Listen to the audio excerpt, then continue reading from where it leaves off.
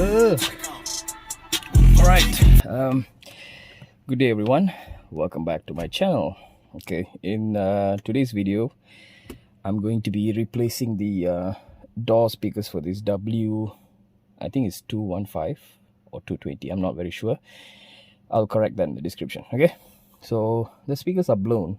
Okay, I don't know why, but it's blown. So we're going to replace this speaker. We're going to add the Infinity reference series. Okay, something new, not Kappa but reference. So the customer just wanted to replace the speakers. Okay, just get it done with it. He just want some good music. Okay, but what I realize is it vibrates a lot even with the stock speakers. I don't know, it's because of the blown speakers or whatnot. The trims are vibrating.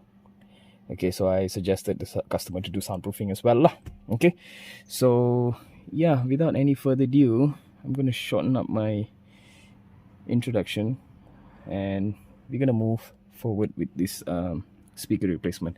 I've already done on that side, on the left hand passenger side, the rear passenger side. Okay, now I'm going to go with the rear right hand side door. Okay, so I'm going to bring you step by step how to remove it and whatnot. Okay, so we start from the rear door. Okay, right off the bat you see me holding my favorite prying tool. Okay, that's very important for this car, especially when you're dealing with Continental cars. You don't want to scratch anything. Okay, so there will be a small panel there. You have to put your prying tool in and then you lever it down. Don't pull it outwards but lever it downwards. Okay, so it's kind of like a hook that goes on top and holds it up. Okay, there you see it holds up, not down. Okay, so you have to lever it down. Okay, and then there'll be a 2 T30 screws, Torx bolt.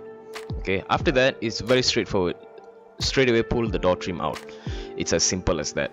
Okay, again, be very careful because the trims are very tight. Okay, so you might end up breaking few clips if you are putting excessive amount of pressure. Okay, anyways, after that you will be greeted with two connectors. Okay, one is the purple one and the other one is the blue one. Okay, you have to disconnect that from the door module, so to speak. Okay, it's very easy. You just have to pinch it in and pull it out. And there's one more down there for the tweeters. Okay, you have to remove that too. Alright, okay, this is the crucial step, one of the crucial step here. Okay, on this one, this is the latching mechanism. Okay, all you have to do is just pull it out, but remember, pull it out gently. Okay, chances of you breaking it is very high. Alright, and you have your lock lever. Okay, all you have to do is pinch it out and pull it. There you go. The connection for the blue and purple will be there. Okay, that control box over there. Alright, and as you can see, the speakers are disintegrated already. Okay, it has become like a cheesecake sort of. Alright, so what you're going to do with this broken or blown speakers, there you go. This is exactly what you should be doing. Throw it on the side. Okay, so I didn't want to waste so much time in this video. Okay, it's about 1 hour 30 minutes long video, so I just try to edit it down and do the basic step. So what I did is I soundproofed the entire door, alright, inner panel and outer panel. Okay, and then I replaced the speaker bracket.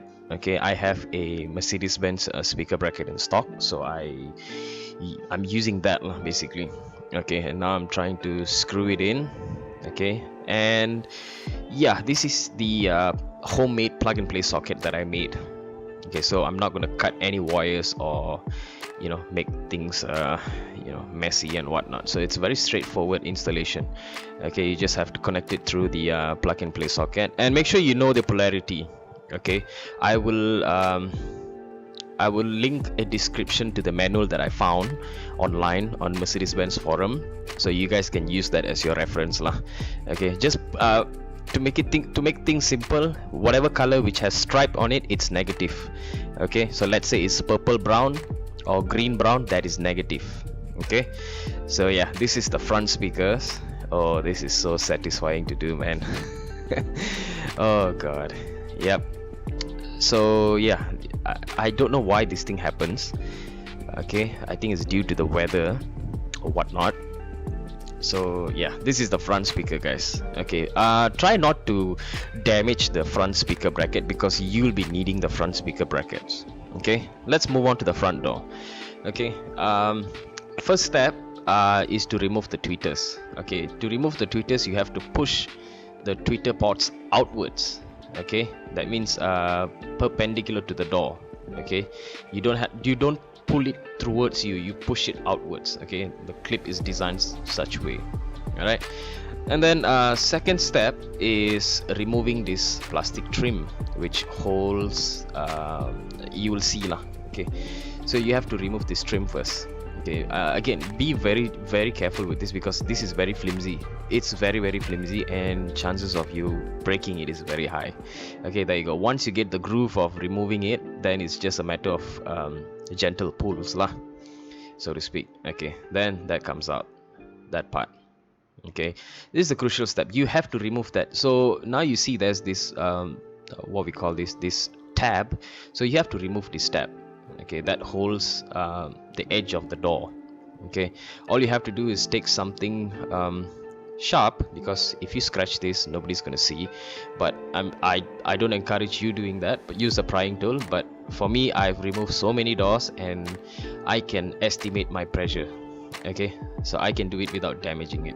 Okay, the third step is removing the T30 Torx bolt. It's the same as the rear doors. You have to slide that thing down, the panel, and then you use whatever you want. You want to use a ratchet, or you want to use a power tool, anything that suits your convenience. All right, okay. Now this is unnecessary, so I just wanted to try whether I can remove the blue and purple module from here, and then I can just pull off the door card, but it didn't work. So, okay, because my hands are huge, so I can't fit it in. Okay, so lesson learned. Okay, all right. So I mean, if you guys have small fingers or hands that you can squeeze through in, then yeah, by all means go ahead. Okay, now again, removing the door trim. I don't know what fall down from there. It looks like plastic debris, but I checked the clips were okay. All right, so just be prepared if you are if you face something like that, plastic debris coming around. Okay, so pretty much the Mercedes doors are very straightforward and very simple. Okay, it's the same step as the front door. I mean the rear door, sorry. The front door is a same removal step as the rear doors. Okay, the same connectors, the same what we call that, the latching mechanism, and the same purple and blue connector, and also you have one tweeter connection there. Okay, you have to remove that. Okay, so I don't know why these Germans love to overcomplicate things. I don't know why they have to rivet it. The same goes to Volkswagen, same goes to Audi, same goes to BMW. No, BMW no. Audi, Volkswagen, and Mercedes. Yeah, they like to rivet their stuff. Okay, which is a pain in the ass. Okay, so breaking the rivets, it's fairly simple, basic stuff. Okay, get a drill bit and break off the head first. Okay, once you break off the head, use a smaller drill bit and drill through the remaining rivets and punch it out. Okay, I'm not going to show the entire step here because it's very time consuming and nobody is interested in watching that, so you get a glimpse of what I'm doing here. Okay, so there you go, as simple as that. You just have to drill through it. Okay, so okay, wish you guys all the best doing this. Okay, now the speakers are removed. What I like to do is vacuum a little bit just to clear off the rivet chips and the metal debris. So you don't want any debris inside there, so which can potentially cause your doors to rattle. Okay, and yeah, it's pretty obvious what I'm doing here. I'm soundproofing the door. Okay, so if you are doing this by yourself, okay, I encourage you to take the time and cover the entire door. Okay, because the inner part of the door is going to be a little difficult for you and it's very time consuming, so might as well make your time worthwhile lah. Okay, so once you cover the door fully outside, and then you slowly go on the inside. I'm not going to upload the entire thing here, so if you watch the video until the end, you will see a collage of photos. Okay, then you can see the work that has gone through doing the soundproofing for these doors. Okay, it's a hassle, especially when you have big hands like me. Oh god, it's a disaster, it's a nightmare. Okay, so yeah, moving on. As you can see, I'm using the same speaker bracket here. Okay, so I'm using the same holes. I'm not going to drill any holes here. All right, so I'm using this lock tab. It's kind of like a security reason lah, because the hole has been elongated a little bit and you're using a smaller screw, so that will prevent as a backplate for it. Okay, so that will give an anchor point. Yeah, that's the word. And sorry for my bad camera angle though. Okay, so for all 3 bolts, use that. Okay, and I also made a plug and play kind of variant from the original speaker bracket itself, as you can see. Again, all the photos will be at the end of the video. Alright, easy as that. Now it's a matter of fixing the speakers, and make sure you get the polarity right, please. If not, it's not gonna sound great. Okay, so like I said just now, whatever you see with brown is negative according to the wiring diagram, and I did a polarity test and it's good. So I can assure you that the brown striped wires are negative. Okay, I have already checked the polarity, and yeah, it shows I'm on the right polarity. Okay, now I'm screwing the screwing sounds so wrong. Now I'm fastening the speakers. Okay, I generally don't like to use power tools when I'm working with speakers. Okay, because if your power tool is too powerful and it has a lot of torque in it, it will how to say, it will spin out from the it will slip out basically. It will slip out from the Phillips head, and it will directly puncture your speaker. Okay, I've seen that many times, and I don't want to repeat that mistake. Okay, so take your time. Whatever that you're doing in your car, you don't have to rush it. Okay, just take your time. Enjoy the process. That's all I can say. Enjoy the process, because there's no point rushing it. If you don't have time, send it to me. I can do it for you for a small amount of fee. Okay, right, so make sure you tighten it crisscross. Okay, don't tighten it left, right. Don't do that. Okay, because the speakers will not sit evenly. Okay, right, I don't know why this clip is so long, but yeah, you see what I did there? That's exactly what will happen if you do use a power tool. Okay, it will slip right into the speakers and puncturing your speakers. Okay, all right, so what am I doing here? Okay, this step is quite crucial. Okay, I have to nick or splice the wire a little bit from the tweeter wire. So I don't know if it's sending a full range signal through the wires, because I saw a physical capacitor on the tweeter. So I'm assuming that the tweeter wire is a full range sound wire. Okay, it's sending full range signal to the speakers, and the high pass is filtered from the capacitor, built-in capacitor. Okay, so yeah, it's the same color, and what I'm doing here is I'm tapping from the tweeter wire into the crossover. Okay, from the crossover another wire comes out for the tweeters. Okay, so that is my tweeter wire.